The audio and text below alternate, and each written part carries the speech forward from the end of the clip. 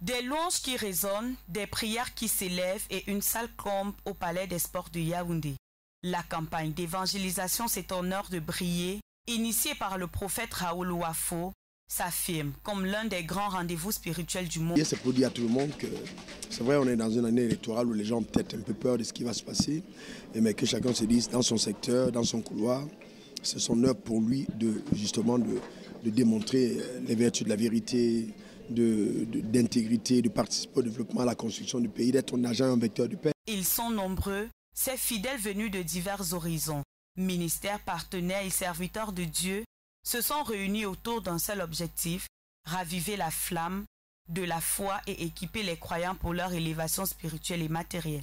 On comprenne qu'on a une lumière, Jésus, vous êtes la lumière du monde, on n'allume pas une lampe pour la mettre sur la table, mais sur la table, afin qu'elle brille, qu'elle éclaire. Donc les croyants doivent être vraiment des référents pour la société, participer à la construction, au développement de la nation, et non s'extraire totalement du développement du pays.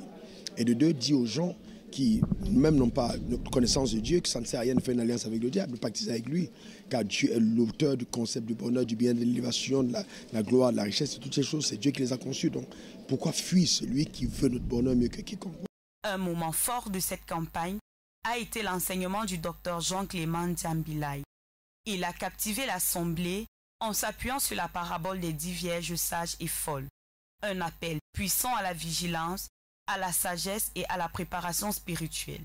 Un message d'actualité pour un peuple en quête de repères et d'espoir. Dans les lampes, c'était l'huile, et l'huile, c'est le symbole de l'onction.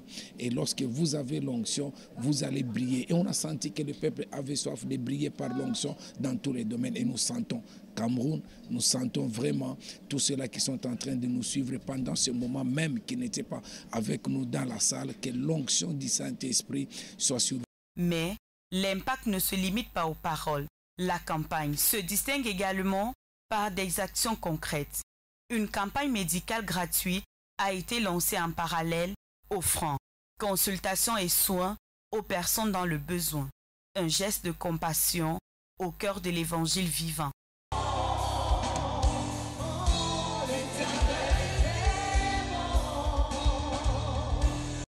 De plus, les activités se sont poursuivies au Palais des Sports ce samedi 14 juin avec un séminaire sur le sommet mondial des créations de richesses. C'était une opportunité pour les participants d'apprendre comment allier foi, vision et réussite financière.